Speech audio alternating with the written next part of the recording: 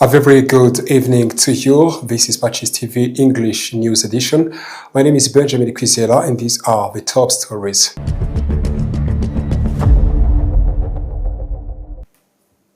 Students of Collège Sainte-Marie-Irène Kabgayi say that the pilgrimage they made to Kibeho helped them to gain a deeper understanding of the apparitions that took place in Kibeho.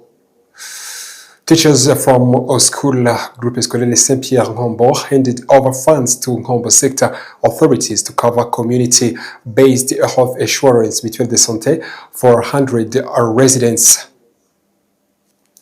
Some students preparing for national examinations at the Groupe Scolaire Notre-Dame de Lourdes-Biimana have urged their peers in other schools to prepare thoroughly. In international news, at least 32 people were killed and 16 others injured after an overcrowded passenger bus plunged into a ravine in southwestern Pakistan. Welcome to our news in details. This is the news brought to you in partnership with the Credo Hotel. Students of Collège Sainte-Marie-Irène Kabgayi say that pilgrimage they made to Kibeho helped them to gain a deeper understanding of apparitions that took place in Kibeho and enabled them to return with the spiritual nourishment that will accompany them throughout their journey in life. News in detail. My name is Kandetelepis. I'm studying MCB in Collège Sainte-Marie-Irène. I'm a finalist in Senior 6.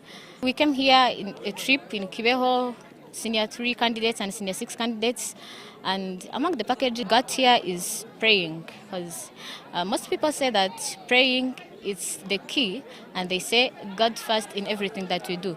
So among the messages of our Mother Mary, is that we should pray, because everything starts with prayer, and everything should be built on prayers, because without praying, anything is not possible with God.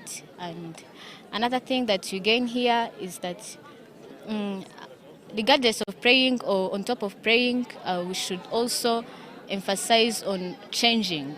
In the message, she emphasized on changing. We have to learn to love each other, care for each other, pray God, love God, trust God in everything that we do. Trust of God is necessary in whatever we do. Actually, most of us here are taking blessed water, I can say. And most of us, we trust in these materials like water, blessed water, and these blessed plates. The water can be useful since a lot of us are likely used to want it to use it in the activities like improving their trust and other things. And since most of us, we are changing and we have gained messages, we are going to be giving them the message we gain here. We have to emphasize them on changing. We deliver the message. They see the change in us, that it is different. How we came is not how we are going back. So the change in us is going to be impactful on them.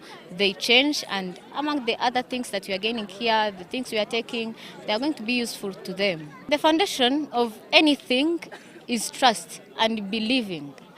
If you are not a believer, and if you don't believe in anything or these things, it is hard for you to gain the message we get here. So the first thing that we all should emphasize on is believing and trusting, because if you don't believe that Mother Mary came here, it's going to be hard for you to be emphasizing on the message that she delivered. So the first, you have to believe, and then trust in God and trust that she is able and that she can deliver our message to God and help us change.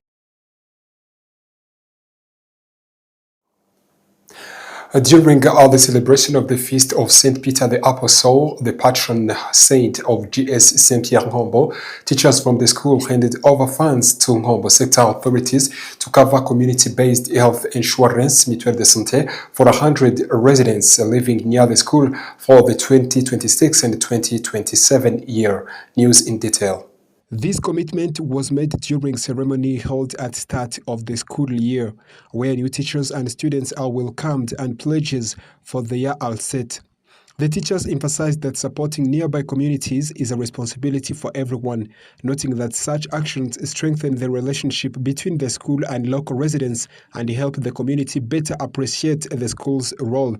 Icyo ni igitekerezo cyavuye muri twebwe ubwacu abarezi twabonye ko ari ngombwa yuko natwe. This is an initiative we raised ourselves as teachers. We realized that as we work at this school on this island, and we decided to help the community by giving health insurance to the residents of this island. There are some people who want to live like us, and that's why in a small amount of money that we get, we decided to contribute something to help communities so that that person will always remember that you have played a certain role in his life. The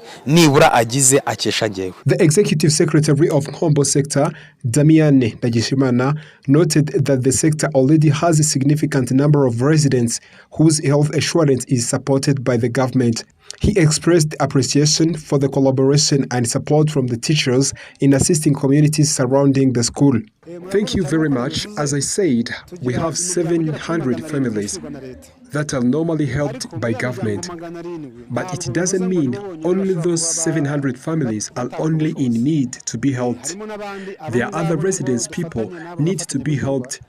That's why, in collaboration with our partners, we are going to go down in villages and select vulnerable people to be supported. While marking the feast of St. Peter, to whom the school is dedicated, Monsignor Ignace Kabera, Vicar General of the Diocese of Cyangugu, urged both students and teachers to uphold the Christian values and embrace their role as missionaries in their daily lives. Guhimbaza umunsi mukuru wa mutagatifu ishuri ryisunze. To celebrate the Day of the Saint dedicated to this school, as a church, what we offer the students, parents and teachers is to understand well the true meaning of this school. This is the Catholic school that must uphold Christian values and the values of Holy Gospel.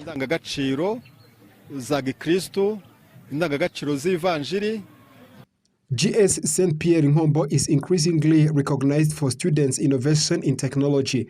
The school has 720 students, including 44 who have committed to missionary groups within the church, and 13 received the initial sacrament on the occasion of the Feast of St. Peter.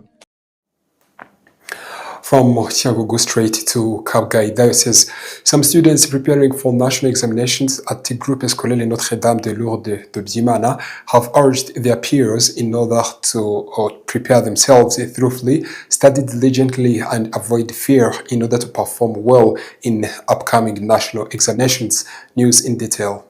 With only a few days remaining before candidates sitting for the primary leaving examination and those completing the ordinary and advanced level begins their national examination, students from Bzimana School in Ruhango district emphasized the importance of discipline and confidence. They encouraged fellow candidates to remain focused, work hard and approach the examinations with a positive mindset.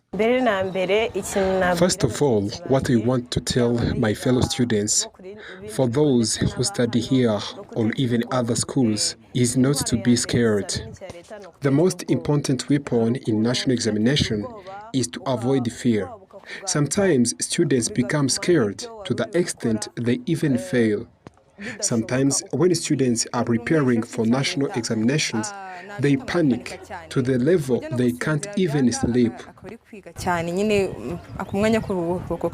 These views were echoed by Southern Province Education Coordinator Christophe Nsengiaremye, who called on all candidates to prepare seriously, maintain good discipline during the remaining revision period, and avoid anxiety when sitting for exams. What we request these children is to relax and avoid the fear when they are sitting for national examinations, because a student who is scared cannot succeed well in examination. Another thing is to avoid cheating. In this period, there are some students who don't have good habit. They don't have politeness. They think that they have already finished their studies. We would like to request those children to have values and politeness so that they will succeed in examinations.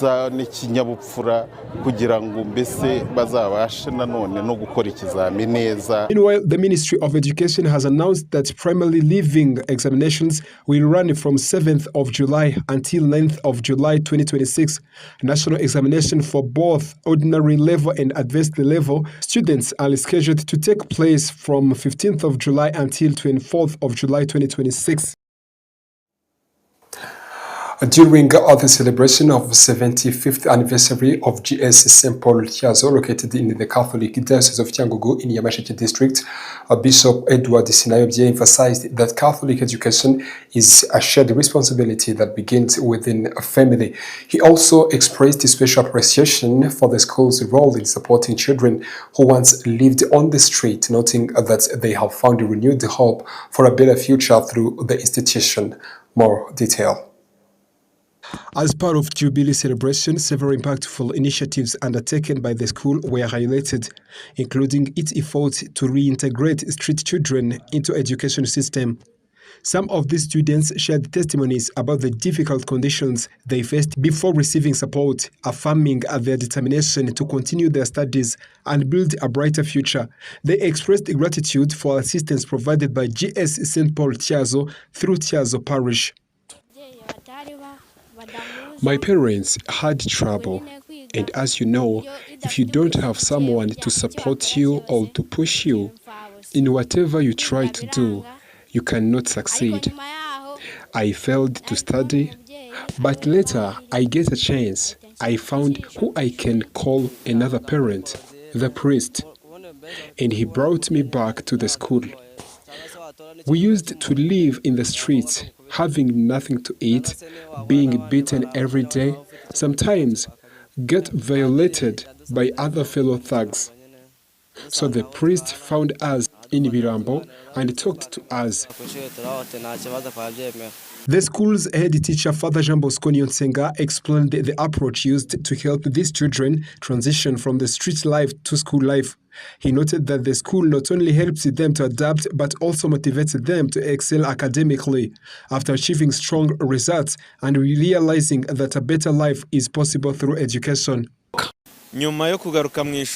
After getting back to school, we firstly had conversations with these kids to bring them to a good line of politeness. Normally, orphan must take care of himself or herself. When a child used to live in miserable life and find opportunity to escape that miserable life, that kid must be determined. When you observe them, there is a huge improvement compared to last year.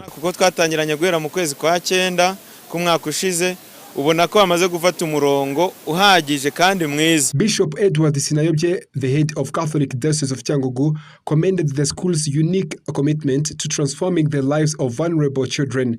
He stressed that such actions are rooted in gospel and inspired by teachings of Jesus Christ, affirming that no child should be left to live on the streets.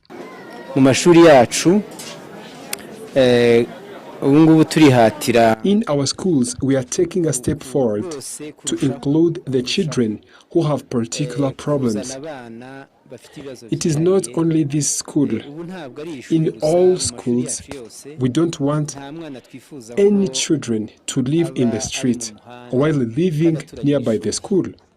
All priests know that in our all parishes, we together we take care of children from the streets.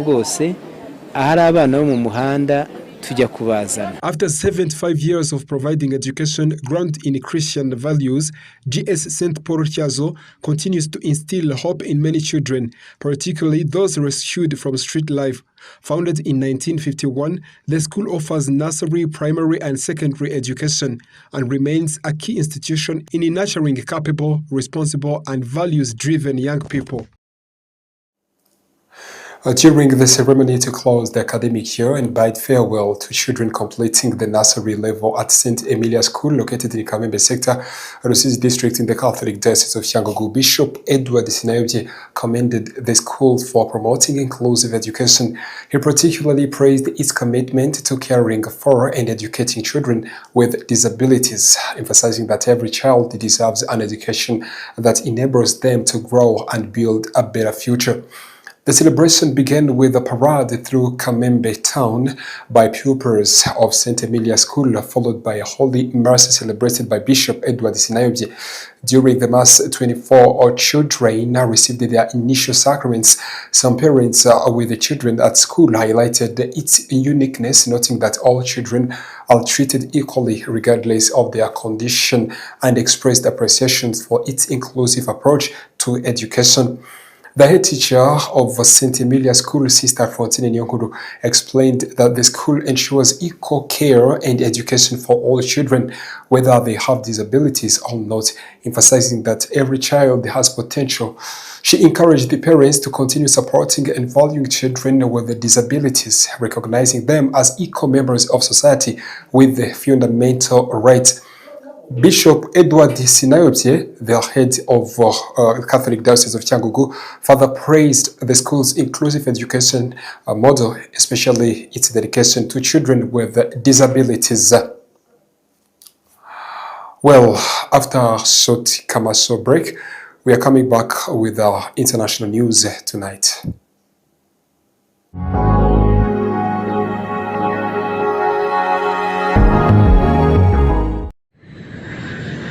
Bakerarugendo namwe bashyitsi mugenda mu karere ka Muhanga no mu tundi turere two mu ntara y'Amajyepfo n'intara y'Iburengerazuba, namwe mwese mukeneye serivisi za hoteli, ni muze nimugera mu mujyi wa Muhanga mukomeze gato. Nimugera i Kabgayi murahasanga hoteli yiteguye kubakirana urugwiro. Iyo nta yindi ni Hotel Saint-Andre Kabgayi. Hotel Saint-Andre Kabgayi tugufitiye serivisi zitandukanye za bar na restaurant kandi zitanga ubuhanga n'icyubahiro ku mukiriya utugana. Tubafitiye kandi imikino itandukanye ifasha abatugana kuruhuka nka piscine wogeramo karuka mu mutwe, imyicungo igezweho abana bidagaduriramo bagataha banezerewe, tennis na table game bakunze kwita biyari, igisoro ndetse na volley yo ku mucanga bakunze kwita beach volley mukunda muri benshi nayo nitwayibagiwe. Ikindi nuko muri Hotel Saint-Andre Kabgayi twakira inama zitandukanye kuko tubafitiye ibyumba byiza by'inama utasanga ahandi, byaba bito ndetse n'ibishobora kwakira abantu benshi, ariko by'akarusho tukaba tubafasha no gukora inama mukoresheje ikoranabuhanga mu gihe mutari kumwe mu cyumba. Kubifuza serivisi za catering, Hotel Saint-Andre Kabgayi amafunguro n'ibinyobwa tubibagerezaho ku gihe. Tubafitiye ibyumba byiza byagutse biri mu byiciro bitandukanye, harimo n'ibyo bakunze kwita suite mu ndimi z'amahanga, ndetse byose ukaba ubibona ku giciro cyiza. Muri make ugeze muri Hotel Saint-Andre Kabgayi ahora yifuza kugaruka kubera uburyo yakiranwe ubwuzu n'icyubahiro bitasanga ahandi, kuko serivisi tuzitanga kinyamwuga kandi zishingiye ku ndangagaciro za Kiliziya. Ku bindi bisobanuro waduhamagara kuri telefone ziri kuri ekara yawe cyangwa ukatwandikira unyuze ku mbuga nkoranyambaga zacu zitandukanye. Hotel Saint-Andre Kabgayi, imfura mu mahoteli mu gutanga serivisi nziza inoze kandi ku gihe. Martin Hardware, crafting the future. Hanyuma rero ugiye kutubwira impamvu zatumye uhitamo kuza gusaba akazi hano? Bwa mbere nza gusaba akazi hano nari nabitekerejeho, mbabarire.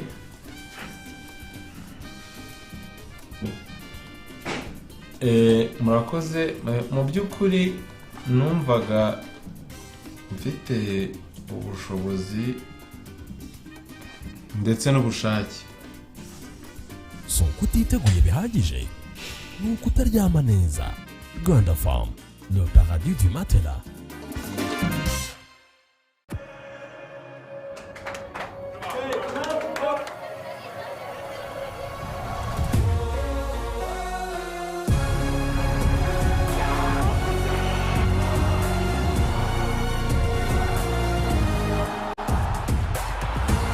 From 11 June to 19 July, everything can wait. The FIFA World Cup 2026. Catch all 104 matches on dedicated channels, live on SuperSport. Available with DSTV English Plus. Subscribe now to your package and enjoy all channels for 30 days. Get a Canal Plus HD decoder for only 5,000 francs. I wish I could leave my skin behind. Icy'ingenzi ntabwo ari ukugira diplome ya kaminuza. Uyu munsi birahagije kuganira n'umuntu byonyine ukamenya ko yize muri kaminuza ibonetse yose cyangwa se ko yize muri kaminuza Gatolika y'u Rwanda, Catholic University of Rwanda, by'umwihariko mu ishami ryayo rya Kigali. Ubu abazi guhitamo neza batangiye kwiyandikisha muri Catholic University of Rwanda Kigali campus ikorera i Nyamirambo. Abashaka kwiga mu mashami y'uburezi kwiyandikisha mu gihembwe kizatangira mu kwezi kwa gatatu, March intake, byaratangiye muri Postgraduate Diploma in Education PGDE. Ababiga muri weekend. Hatangwa kandi amasomo muri Department of Education in Sciences mu mashami ya Economics and Computer Science, Mathematics and Computer Science, Mathematics and Geography na Mathematics and Economics. Hari kandi Department of Education in Arts and Social Sciences mu mashami ya English and Kinyarwanda, English and French, French and Kinyarwanda, English and Kiswahili, Economics and Entrepreneurship, English and History, Economics and History na Economics and Geography. Uhitamo kwiga ku manywa cyangwa se mu biruhuko. Twakira kandi abanyeshuri bafite A1 muri education bakeneye gukomeza amasomo yabo ku rwego rwa A0. Iyandikisha unyuze kuri wa@CUR.AC.RW. Wanahamagara cyangwa ukandika ubutumwa kuri 07 83 18 86 26 cyangwa 07 33 21 46 78 cyangwa none 07 88 52 41 98. Wanandika email kuri curkigalikampus@gmail.com. The only way to being found is getting lost. Yemwe yashuri bose bashaka ni College Fondation Sinagera. Mama we. Iri ni ishuri ribumbata icyerekezo cy'u Rwanda twifuza kuko ritanga uburezi buhamye mu mashuri y'inshuke, abanza, icyiciro rusange ndetse n'amashami y'imyuga n'ubumenyingiro mu buhinzi, ubworozi, food processing, ubwubatsi, ubuganishi bw'ibinyabiziga, fashion design, gutunganya imisatsi, ububaji n'ubusuderi. Hari n'amasomo y'igihe gito short courses mu mashami yavuzwe haruguru aherekezwa na practice zihagije kuko abanyeshuri bigira mu nganda za Sinagera International Football Academy yigisha abana guhera ku myaka 6 gucunga ruhago sawa sawa, athleticism, imbyino nyarwanda no kwiga amategeko y'umuhanda no gutwara ibinyabiziga nabyo biri mu nyongera y'amasomo. Abana biga amashuri y'incuke n'abanza basoza ibyo byiciro bose bazi gutwara igare. Umwana wa segonderi we atahana uruhusa rwo gutwara ibinyabiziga. Witinda kwandikisha umwana ku ishuri kuri Nyirangarama cyangwa ku mashami ya Sinagera Entreprise Urwibutso hose mu gihugu. Ku bindi bisobanuro hamagara 0788535123 cyangwa 0788535999. College Fondation Sinagera. Twubaka ubukungu bushingiye ku bumenyi.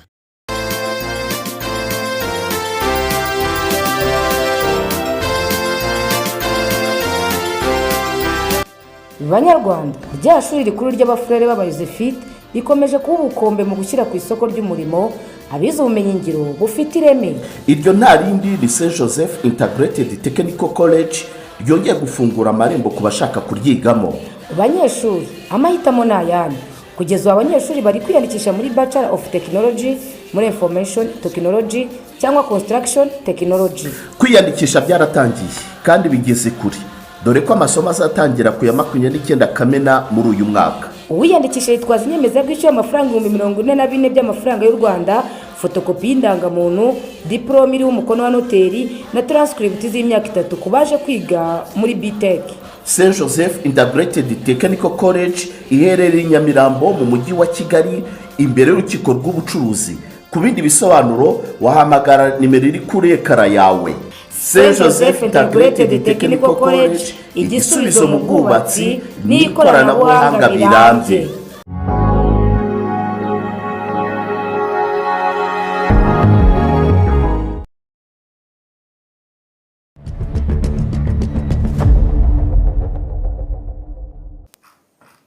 Welcome to our international news tonight. Let's begin in Pakistan. At least 32 people were killed and 16 others injured after an overcrowded passenger bus plunged into a ravine in southwestern Pakistan. The bus was traveling from Quetta, Peshawar when it crashed in Danasal mountain range on the border between Balochistan and Khyber Pakhtunkhwa province about 8 local time. A government official at Zob Hospital told the BBC News that a total of 48 people, including a number of women and children, had been on board when the accident took place. The cause of the crash is under investigation, but preliminary reports suggest a steering fault may have led the driver to lose control before skidding off the mountain range. Photographs from the scene showed the badly damaged bus following its plunge to the bottom of a ravine. Officials confirmed the injured were taken to the district headquarters hospital in Zob, about 68 kilometers, 42 miles from the crash site. Well, from Pakistan to Vatican, His Holiness Pope. Well, and that story takes us to the end of our news edition tonight. But before we close, let's go back to the top stories tonight.